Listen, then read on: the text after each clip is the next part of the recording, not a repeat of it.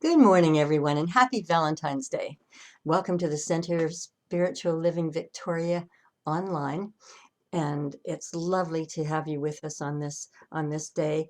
If you're here in Victoria or probably anywhere else in Canada right now, you're experiencing snow and winter weather, and it's cold. But our hearts are warm, and we're especially warmed in our hearts and minds by having you with us today. So I would like to open this morning by inviting Reverend Rachel Hazel to do our opening treatment for us. Rachel? Thank you, Carrie.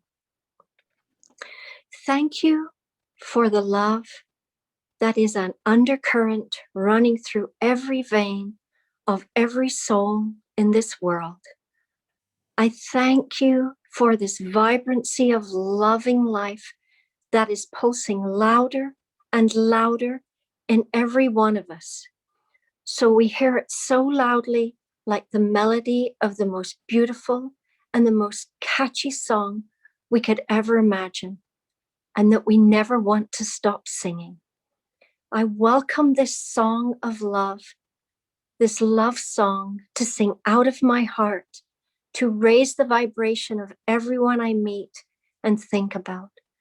I share this most beautiful and catchy love song with everyone until they are singing it along with me and cannot stop singing. And so it is. Thank you, Rachel.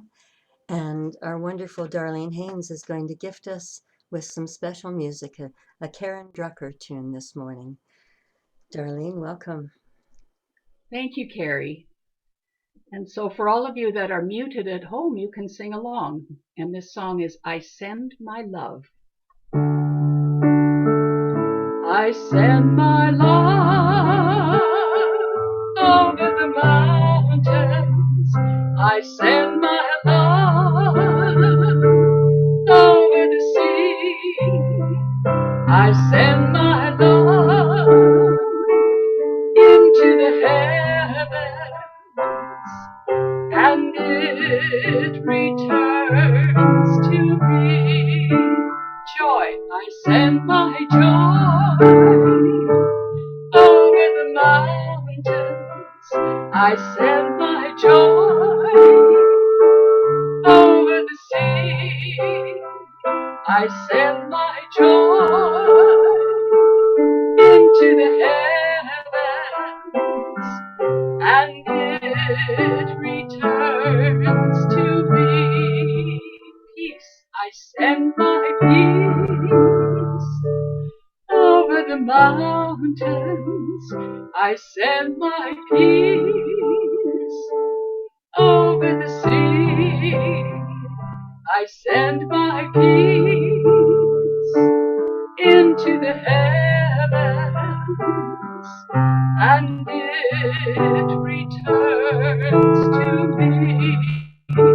Love, I send my love over the mountains. I send my love over the sea. I send my love into the heavens, and it returns to me. And it returns to me.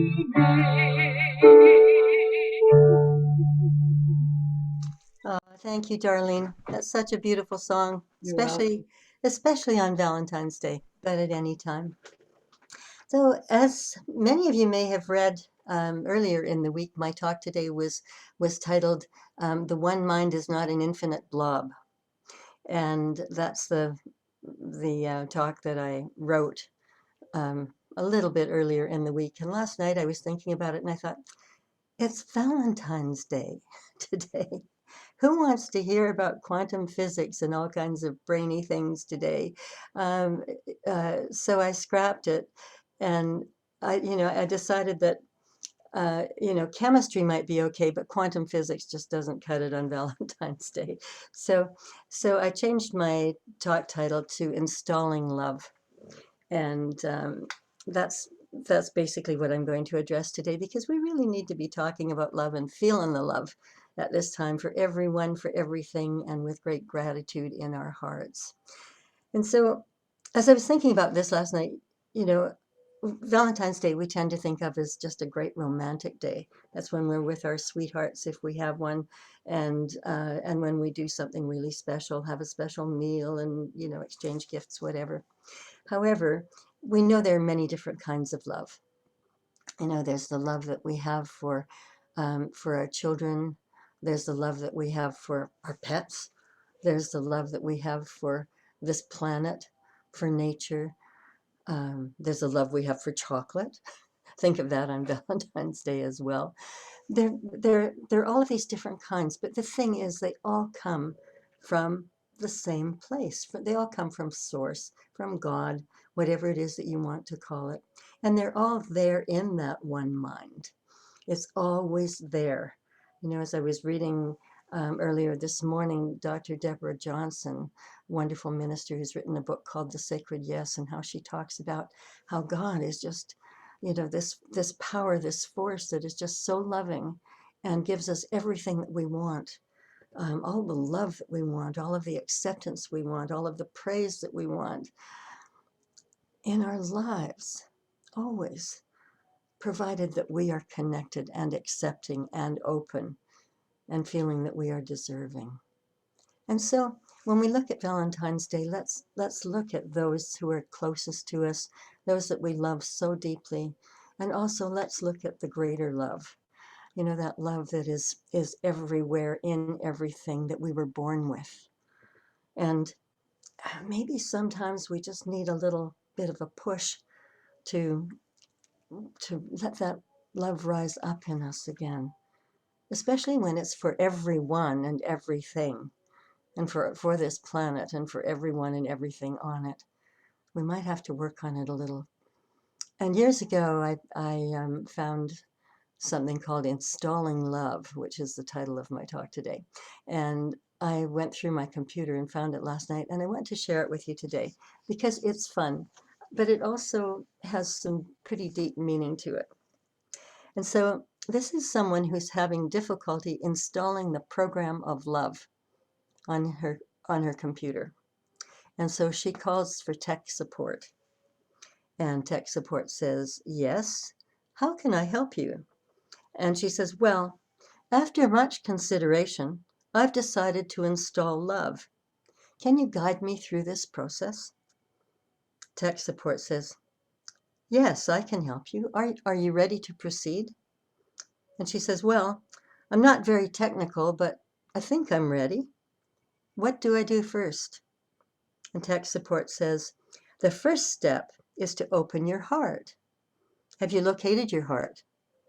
And she says, "Yes, but there are several other programs running right now. Is it okay to install love while they're running?" And tech support says, "What programs are running?" And she says, "Let's see. I have past hurt, low self-esteem, grudge, and resentment. They're all running right now." And tech support says, "No problem. Love will gradually erase past hurt from your heart and from your operating system. It may remain in your permanent memory, but it will no longer disrupt other programs. Love will eventually override low self-esteem with a module of its own called high self-esteem. However, you have to completely turn off grudge and resentment. These programs prevent love from being properly installed. Can you turn those off?" She says, "I don't know how to turn them off. Can you tell me how?" And tech support says, "With pleasure. Go to your start menu and invoke forgiveness. Do this as many times as necessary until grudge and resentment have been completely erased." And she says, "Okay, done. Love has started installing itself. Is that normal?"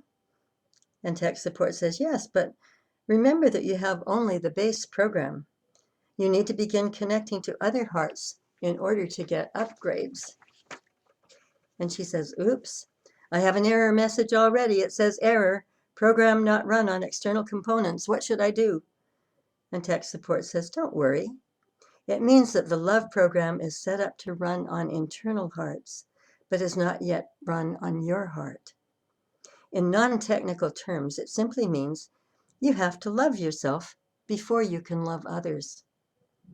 She says, so what should I do? And tech support says, pull down self-acceptance. Then click on the following files. Forgive self. Realize your worth. Acknowledge your limitations.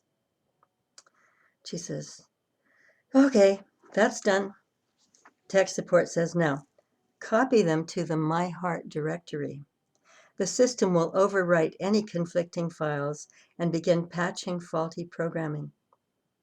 Also, you need to delete verbose self-criticism from all directories and empty your recycle bin to make sure it's completely gone and that it never comes back. And she says, got it. Hey, my heart is filling up with new files. Smile is playing on my monitor, and peace and contentment are copying themselves all over my heart. Is this normal? And Tech says, sometimes. For others, it takes a while, but eventually it gets done in the proper time. So love is installed and running. Now, one more thing before we hang up. Love is freeware. Be sure to give it and its various modules to everyone you meet. They will in turn share it with others and return some cool modules back to you. And the customer says, oh, thank you, God. I love that. And, in this technical age, it's just such a sweet way of reminding ourselves about self-love and about our love for one another and for everyone and for everything. And the thing is that we always have a choice, and we forget that. We get caught up in the things that are happening in our lives, and we sometimes just forget. We go back into that place of where we need to forgive, or where we're being self-critical, whatever it is. And so it's a wonderful reminder to just stop, to absolutely stop, and to just feel the love, and to let it flow through you, flow through others to you as well, to accept it. Ernest Holmes wrote, in God we live, move, and have our being. And I added to that, in God, as God, we love. And so let us remember that we were born of love. As little children, as babies, we were just born of love. We didn't know anything but to love, maybe to cry if we were hungry or needed a diaper change or whatever. But we were born of this love, born with it inside us. And the way that we learn to use it or to abuse it is from what we were taught as children. It was the way that we were programmed by our techs, the technical people around us, our parents, all of the people who influenced our lives in any way. And so the way that we have been able to love up until this point is very dependent upon that. And the thing is that when we realize that God is always loving toward us, that God is ever present, is never any distance from us, that this power and presence, this intelligence, this sweetness, this joy is always there just waiting for us to tap into it. When we really stop to consider this, then we start to feel the love more and more. And often going into the silence is that special place. After a few minutes of just complete silence, you start to just feel this warmth in your heart center. You feel the love just building up and building up and building up. And, when we get to that wonderful place, we can be in a place of unconditional love. And we can all say, oh, well, I love that person unconditionally. I love that person with all my heart. Until that person says something we don't like, does something we don't like. And then all of a sudden, there's this thing called judgment that creeps in. And getting over that, being able to forgive is really the most important way to just keep love alive in our hearts and in our minds. And what works for me the best, and I've shared with you before, is if there's somebody who has upset me in a serious way and I'm having a problem feeling that love, even looking at them and saying, you are a beautiful expression of God, and I love the God in you, even if I'm having trouble right now feeling the love for you. The thing that works for me, of course, is to just talk to God and to ask, to tell God to love that person through me. Just love that person through me. Love George through me. Love Michael through me. Love, you know, um, Georgia through me. Whoever it might be. Those are just made up names. And love me through them.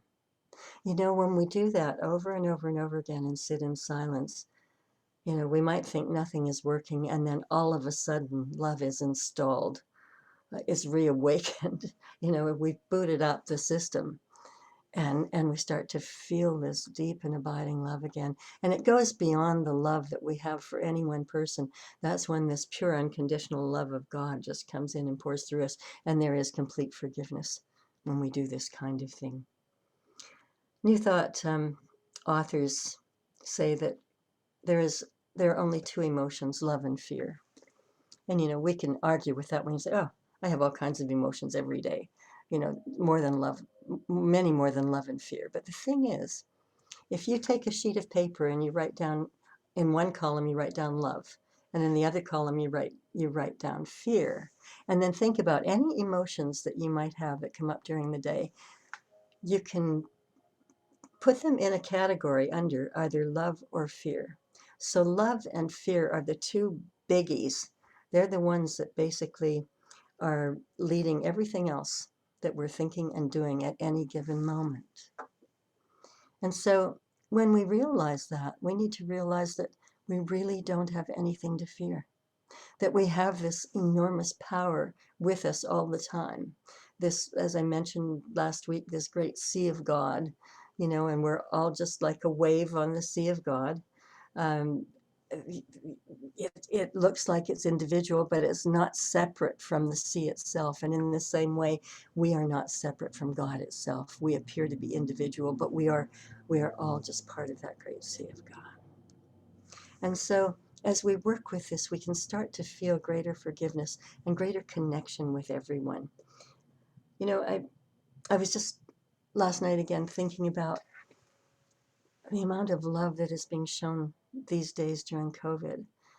You know, I've watched on television, as I'm sure many of you have, and I've seen first responders interviewed, and I've seen nurses and doctors talk about, you know, sitting beside a patient who's making his or her transition, and they have a cell phone there that is connected to the person's loved one, or their loved ones, or they have a tablet there, and these people are saying goodbye to the person they love, and they can't be physically with them, and thinking of how difficult that is. What a challenge it is not to be with them. But also thinking of the great love that is shown by those caregivers who are willing to sit there to hold a hand, to see someone cross over to the other side. You know, and then not only do they do that with one person, they do it with many people, sometimes many people every day, depending upon where they live. And they come back and do it again the next day. And I love seeing when someone who's been very ill with COVID is finally well and released from hospital. And you see them being pushed down the hallway in a wheelchair. And there will be 20 or 30 health practitioners lined up against the walls applauding them as they're leaving, applauding them for their survival, for their healing. And I'm thinking the person in the wheelchair is the one who should be applauding.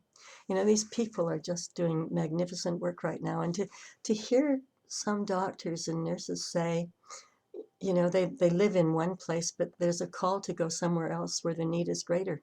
And so they get on a plane and they go to another city and they do it all over again.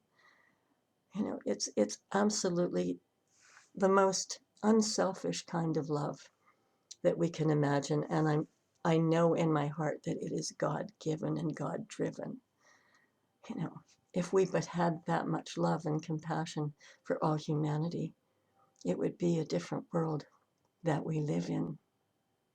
And I was thinking last night, sort of going through my memory bank about loving things that I have seen. I don't mean things that have happened to me specifically, but loving things that have happened in times of great tragedy. And I was remembering, I think it was a couple of years ago, that the Parkland school shooting took place where 17 students were shot and killed and 17 more were wounded and in hospital. And a couple of days later, I saw two young men being interviewed on television. And one of the young men said, what the world really needs is love. You know, we all have to learn to love one another more.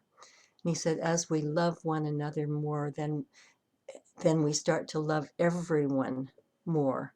We start to love everyone in our country more, and pretty soon we will love everyone in the world more. And that's where we have to go now.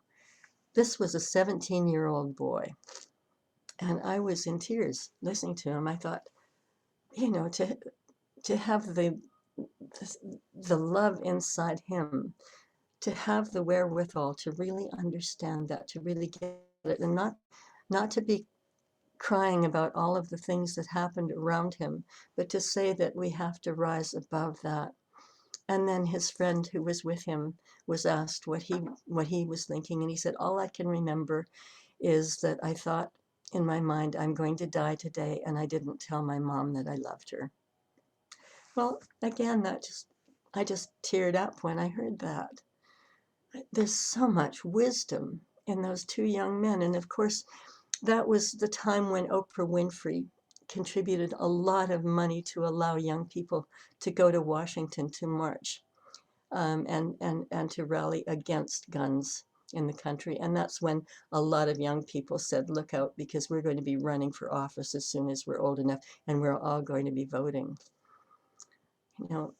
His great love, this desire to change humanity for the better, and getting out and doing something about it, not letting all of that be in vain, when typically under those circumstances people would be in so much grief that they would be paralyzed with it. And so, again, it's that beautiful, pure, unconditional love that God pours through us at the moments that we really, really need it.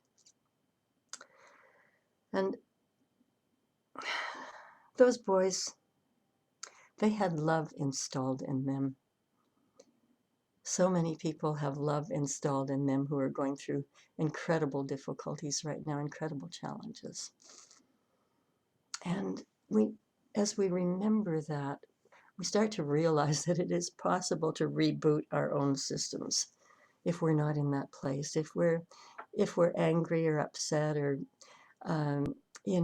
feeling hard done by in some way. We can reboot our systems. We can do something about it. We can be in that place of pure divine love. I was reading the other day that a lot of people are feeling lonelier than they've ever felt before. Certainly, we know that about COVID, but this was really about technology.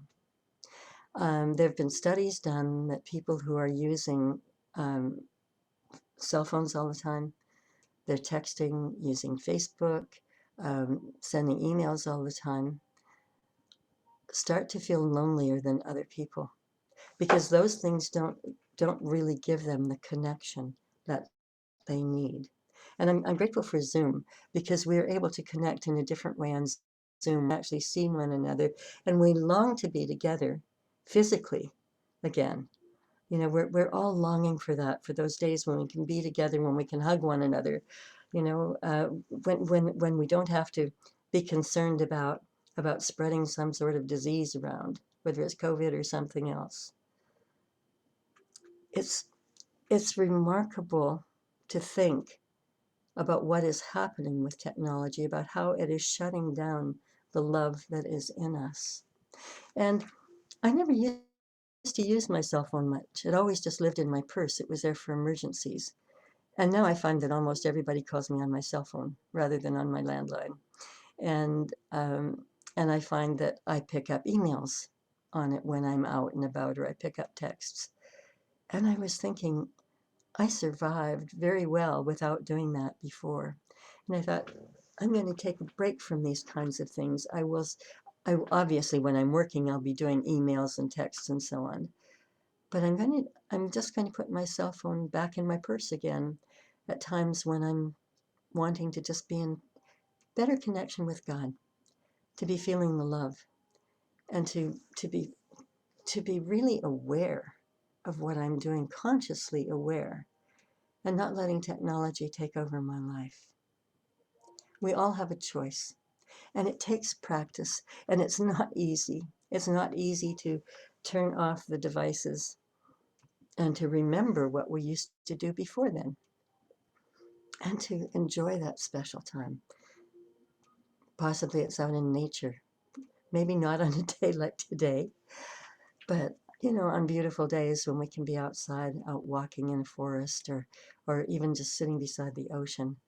Times to just be rather than to always be doing. What's the expression that we are human beings, not human doings? And so let us rediscover the love in one another. I bought Barack Obama's book that has just been released. And he was talking about when he first came out of office, and he said that he and Michelle had fallen in love again. And it was a mighty powerful line to read because there was so much in that, which was saying that when he was president, he was so busy day and night. If you've ever read about what his schedule was like, it was unbelievable that that connection wasn't the same. And so the greatest gift that he said that he'd had was that they'd fallen in love again. And so again, are we too busy? Do we make ourselves too busy? And that it's not just about that significant other, that partner, that husband, that wife. It's about everyone in our lives. Are we saying, oh, well, I'll call my daughter later because right now I just have too much on my plate. And then later becomes the next day or the next day and the day after that. We need to really get conscious about how we're going to express our love. And we need to express our love, not just let the words go unspoken. I remember my father, who could never express his emotions, um, when he was on his deathbed, and my mother and I were there beside him. He looked up at us and he said, "I love you both." And it's the first time that he ever said, "I love you." And I went home to my husband and I said, "You go and tell our daughters today that you love them and how much you love them. Don't let them ever go a day without knowing that." How sad I felt, not for me, but for him, that he could never express that until he was making his transition. That's not what it's supposed to be about. We are all children of God. We're born with that love in us. It is already installed. It's in our operating systems. We don't need to be divorcing ourselves from it. We don't need to be making ourselves so busy that we're never in touch with it. How many times do we tell those around us that we love them deeply, or why we love them, and what we love about them? I was thinking that the most beautiful Valentines that I've ever received have been from those who've said, "I love you because," and then they list the things that they love. And I've done that in letters to my children and to my grandchildren. And they always say that means the world to them. It means more than anything. Let's remember these things. Let us get back into our hearts. Stop the worry and stop the fussing and stop the frustration. Let us just spread that love everywhere. Let us spread it through this technology in front of us today. to send our love out to everyone, as Darlene sang, to send our love out over the ocean, over the mountains, over the sea, and know that it comes back to each one of us. You know, we're each a cell in the body of God, and God directs our lives. Gregg Braden said that. God directs our lives. And you know, no matter what is going on in our lives, no matter what we see that troubles us, we can know that wrong comes up to right, to light, to be healed. Whatever we're seeing around us is coming up to be healed. And remember that you are a healer. We are all healers. And the greatest way we can heal anyone or anything in our lives is with love. It is inherent in our beings. Imagine a world of love, a world that is totally made up of love, can have no one hungry, can have no one without shelter, can have no one without someone caring for them. Let's hold that in our imaginations, because as we do, we're starting to create more and more love and more goodness in our lives and in the lives of others everywhere. That's really the way this teaching works, and we cannot abandon it. I want to read you something that Ernest Holmes wrote. It's on page 538 of the Science of Mind textbook. In his later years, he moved so much out of the intellect and so greatly into the heart. Everything changed, because the work itself is such an intellectual one. But he just got closer and closer to just expressing love in so many ways. And at the end, or toward the end of his life, realized that love was really the only thing at all that really mattered. And so this is what he wrote that I just love. I will listen to thy voice, inner presence. It will guide me and acquaint me with all knowledge. Thy voice is sweet and tender. It is always kind and gentle. O lover of my soul, how I adore thee. How I love thee. How I love thy voice. It thrills me with gladness and joy. It fills me with peace and calm, and it soothes me. It quiets me with peace and calm always. It quiets me and gives me wonderful rest. I listen, O divine speaker. I listen to thee alone. I listen for thy voice, and I love you. I think that says it all. And so it is. And so I thank you for being with us today. It's wonderful to have you here at any time. And this, by recording later in the week, we have you here as well. We happily invite your donations to us. When we're together on Sundays, we always pass a basket, and we offer the same opportunity now until we can be back together again in person. And there will be a slide up that will show you just how you can do that. The easiest way, perhaps for some of you, is to just go on our website at cslvictoria.com, and there's a PayPal button there. Or you can e-transfer. We're looking for a way to have e-transfers done directly to our bank rather than to me to deposit in the bank. But there are ways that you can do it. So we're very grateful. Most of you are just so generous. Well, all of you are so generous. And I say thank you for that. And we're grateful for all those people who are not here today who continue to support us as well.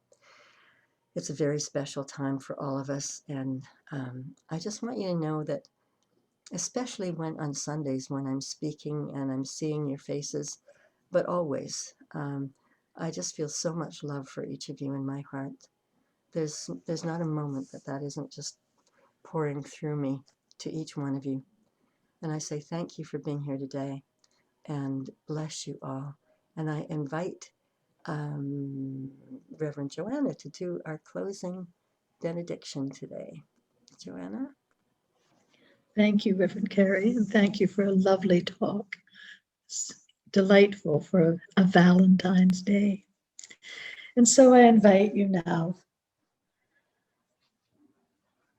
to know that truly love is all there is. And on this Valentine's Day, when our focus is on love, Reverend Carrie's talk gives us a lovely modern take on installing love in our hearts.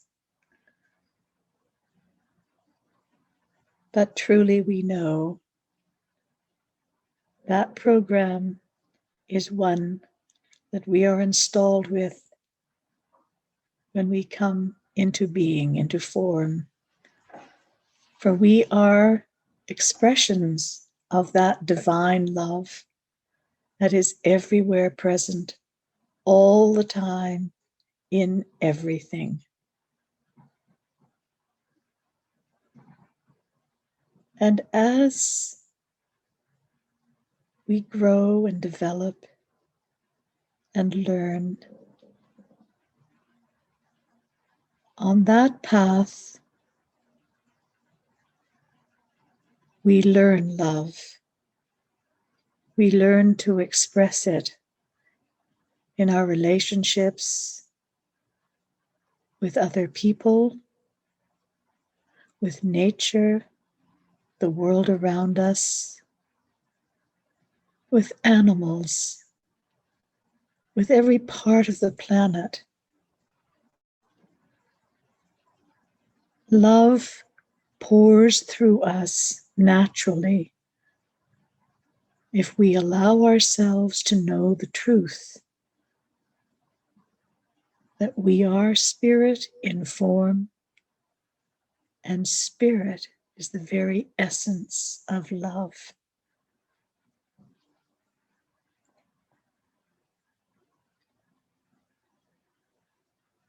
I give thanks for the power of love to heal, to transform,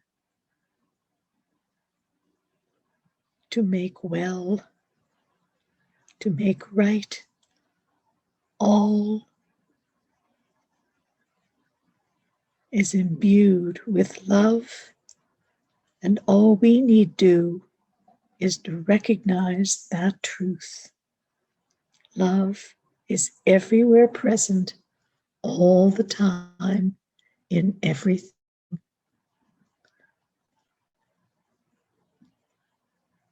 I give thanks for this teaching, for this opportunity for us to be together, for Reverend Carrie, Reverend Rachel, Lesia, and for all of those who've joined us this morning. We give thanks. We send our love to one another and to the world.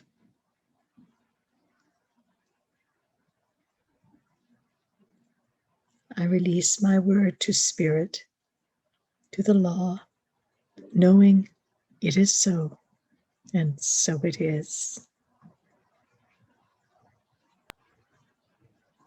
Thank you very much, Reverend Joanna. And thank you all for being with us today. Have an absolutely wonderful, blessed week. May the snow melt, the sun come out, the flowers bloom, and may we all be together again soon. Bless you all. Don't forget, if you want to top up during the week, that Reverend Joanna has, along with Darlene, has a wonderful meditation on Thursdays at 6:30 p.m. And there is always something sent out by email, so that as the Zoom coordinates are sent out by email, so that you can connect with that. Lovely to see you all. Love seeing your faces. Miss you all. Send you big hugs and kisses.